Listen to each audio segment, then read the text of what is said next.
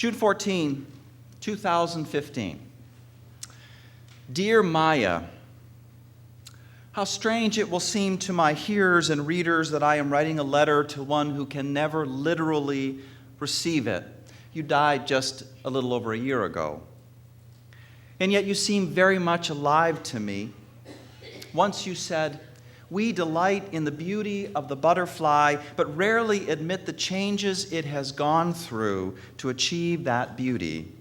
But you have always been frank about your changes across a span of almost 90 years, and I have loved reading about them. So powerful and poignant. How deeply and how frequently you've moved me to laughter and to tears. I do believe your spirit lives on. I do believe that the death of anyone's body is best compared to a fatally damaged TV set which can no longer transmit the vital signal anymore, even though the vital signal is still around and in the air. Others in my beloved community will see things differently. But one thing we can all agree on is how the influence of your 7 autobiographies and books of essays and poetry and plays and movies and TV shows, in addition to everything else, has been nothing less than part of the world's endless creation. You have set your mark upon us. Your immortality is in your influence, and it goes on and on and on like starshine. It has reached straight into my heart in ways small and large. Here's one of the small ways. In your amazing book, I Know Why the Caged Bird Sings, you remember the Reverend Howard Thomas, who was the presiding church elder over an area of Arkansas which included the town you grew up in, Stamps. He'd come to Stamps every 3 months and stay in your home. And when your paternal grandmother, whom you called Mama because you grew up with her, opened the door to him, first thing he'd do was spread his arms wide and call out for you and your brother Bailey, saying, "Suffer the little children to come unto me, for of such is the kingdom of heaven." He wanted a hug. Suffer the little children indeed. You thought he was ugly. You thought he was fat and that he laughed like a hog with the colic. You thought his arms were awful. You didn't want a hug, but your mama made you, just like my baba made me. His name was Ivan, and I had no clue what he did or what his purpose was, just that he was a dear friend of the family from way back. He always came over when he'd heard that my family had made the long trek from northern Alberta to spend time in Edmonton to visit.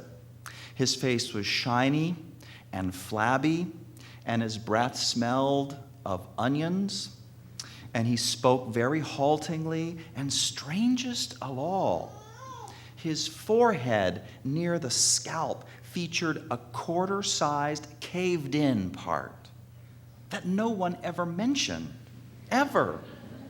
But it was so obvious something was wrong that I just wanted to shout.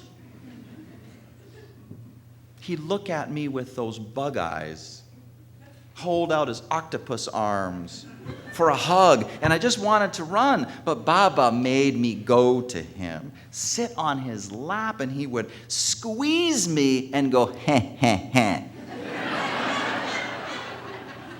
And I would laugh out of embarrassment. And then finally it was over, and he'd release me from his tentacles, and I booked it out of there, to everyone's vast amusement.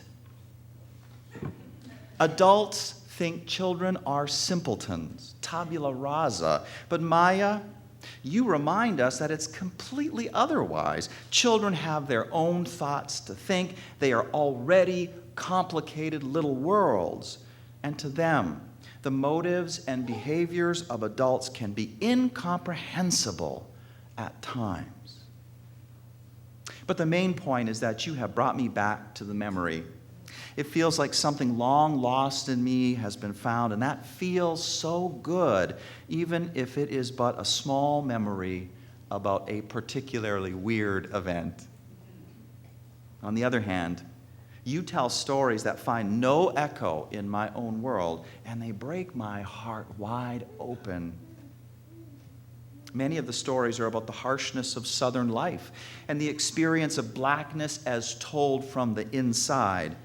And you were one of the first to ever share like this. Another day was over, you say. In the soft dark, the cotton truck slipped the pickers out and roared out of the yard with a sound like a giant's fart. The workers stepped around in circles for a few seconds as they had found themselves unexpectedly in an unfamiliar place. Their minds sagged. In my mama's merchandise store, the men's faces were the most painful to watch, but I seemed to have no choice. When they tried to smile to carry off their tiredness as if it was nothing, their bodies told a completely different story. Their shoulders drooped even as they laughed. And when they put their hands on their hips in a show of jauntiness, the palms slipped the thighs as if the pants were waxed. The woman's feet were had swollen the discarded men's shoes they wore, and they washed their arms at the well to dislodge dirt and splinters that had accrued to them as part of the day's pickings. I thought them all hateful, to have allowed themselves to be worked like oxen, and even more shameful to try to pretend that things were not as bad as they really were. You tell this story, Maya, and then you tell another, how your mama, on pain of punishment, had taught you and your brother Bailey to be impeccable in the way you addressed your elders and your betters. Show respect. Do not bring shame upon your parents and your family. But as for what you have called po-white trash, they'd call your mama by her first name, despite the fact that she owned the very land they lived on. If there was any justice in the world, you say in Caged Bird, God should strike them dumb at once. But God never did. God just watched. God just watched when one time a group of these po-white trash girls came to your front door, and your strong, proud mama was there, and they surrounded her with mocking laughter and tongues stuck out and crossed eyes. And all your mama did was hum church hymns. Never looked at those girls, just kept humming hymns to Jesus. You were watching all of it from inside the house, and you say, I wanted to throw a handful of black pepper in their faces, to throw lye on them, to scream that they were dirty, scummy peckerwoods. But I knew I was as clearly imprisoned behind the scene as the actors outside were confined to their roles. You tell these stories, Maya, that break my heart wide open. And this one too, which is not so much about black Southern life as it is about the kind of personal tragedy that could happen to anyone, black or white, poor or rich. It happened when you were 8 years old. Your biological mother, who had sent you to live with your grandmother, she wanted you back. So you went to live with her in St. Louis, but it lasted only a short time because you were raped by your mother's boyfriend. And when word got out, he was killed.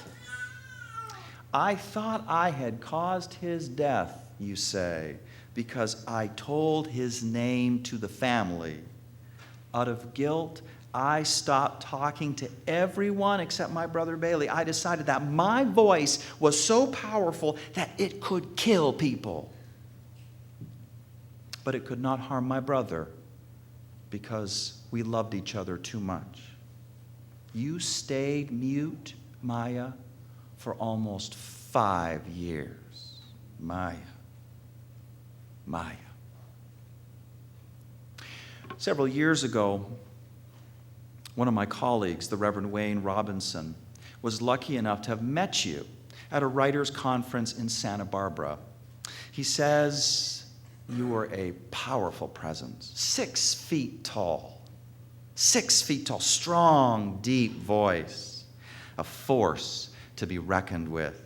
There at the conference, you were sharing some of the stories that I'm bringing up here, stories of abuse and poverty and racism and sexism. And when you finished, you opened the floor for questions, and my colleague asked, Miss Angelou, how did you go through all of that without becoming bitter and angry?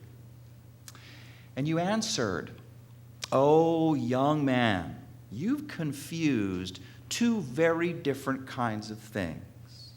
I'm still angry, very angry, at the kinds of things that happened to me and are still happening to too many others. But my anger is a part of the drive I have to change things.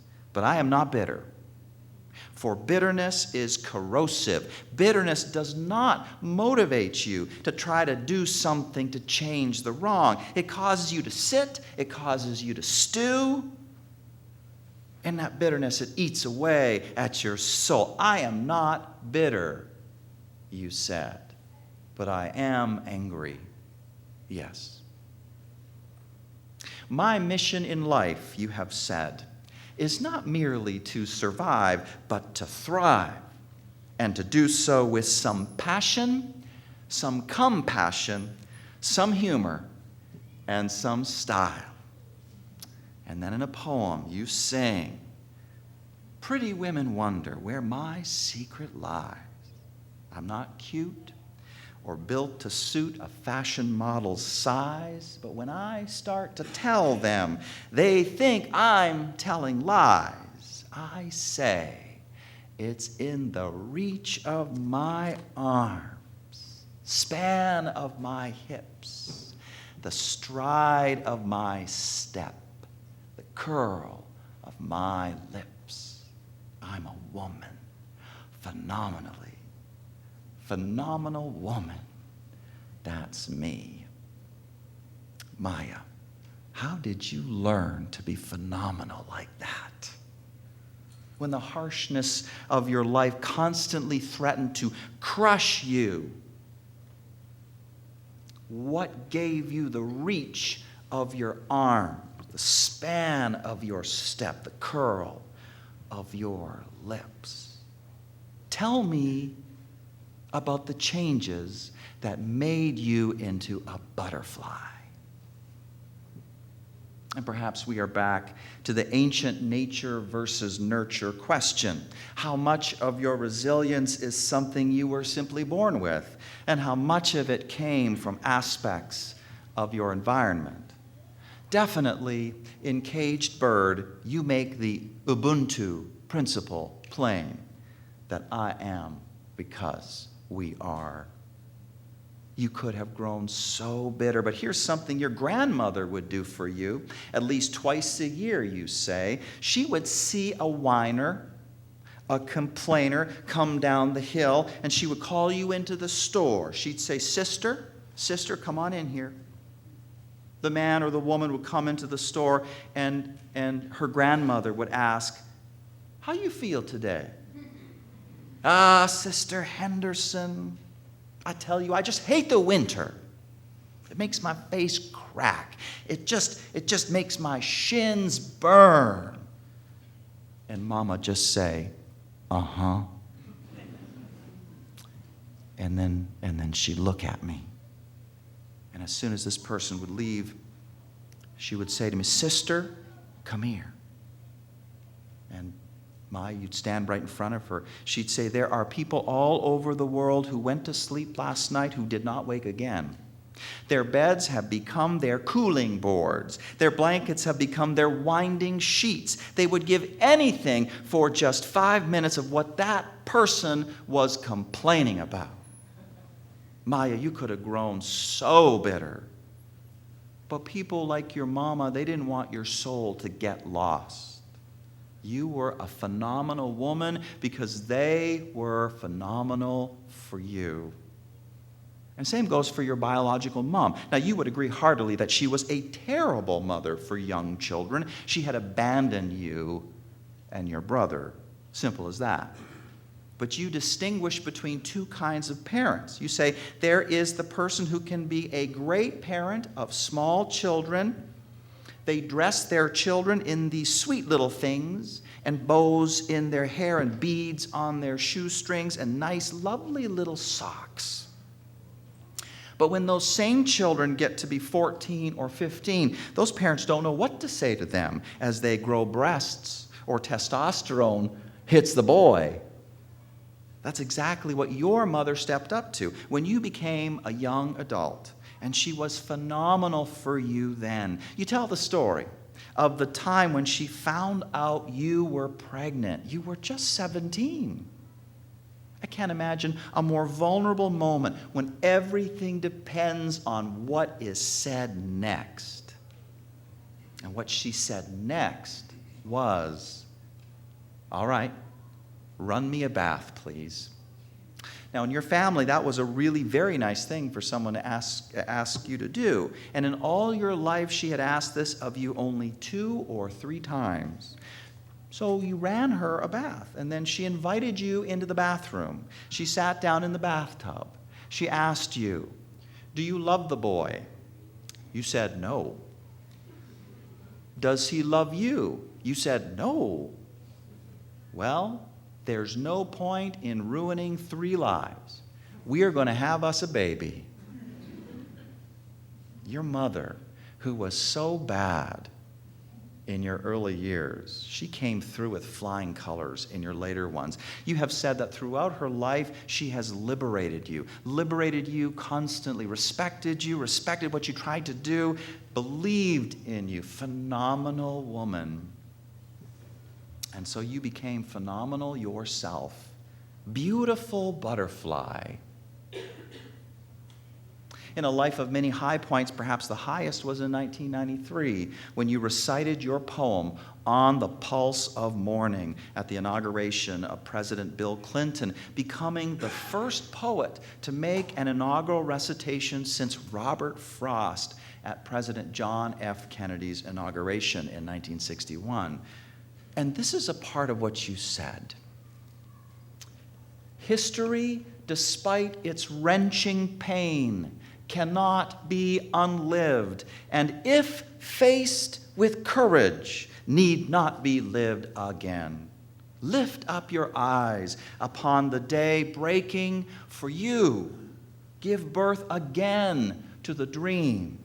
Women, children, men, take it into the palm of your hands. Mold it into the shape of your most private need. Sculpt it into the image of your most public self. Lift up your hearts. Each new hour holds new chances for new beginnings. Do not be wedded forever to fear, yoked eternally to brutishness. The horizon leans forward, offering you space to place new steps of change. Maya, we need these words now. So much going on to make us bitter. The harshness of life, the racism, the sexism, the poverty, the abuse, which still goes on today and on and on and on. But help us face it with courage. Help us be angry in a way that burns for a better world, for all clean anger. Not dirty angry, not dirty with resentment. Help us be angry like that. Lift up our eyes upon the day breaking for us. Give birth again to the dream. History, despite its wrenching pain, cannot be unlived, and if faced with courage, need not be lived again. Let our mission in life be yours, not merely to survive, but to thrive, and to do so with some passion, some compassion, some humor, and some style. For myself, I know that I cannot possibly be a phenomenal woman, even though I like reading that poem. But let me be a phenomenal man. Here on the pulse of this new day, you write, you may have the grace to look up and out and into your sister's eyes, into your brother's face, your country, and say simply, very simply, with hope, good morning. Good morning to you, Maya. Good morning, beautiful butterfly. Good morning. Always, always, sincerely, and with much love, Anthony.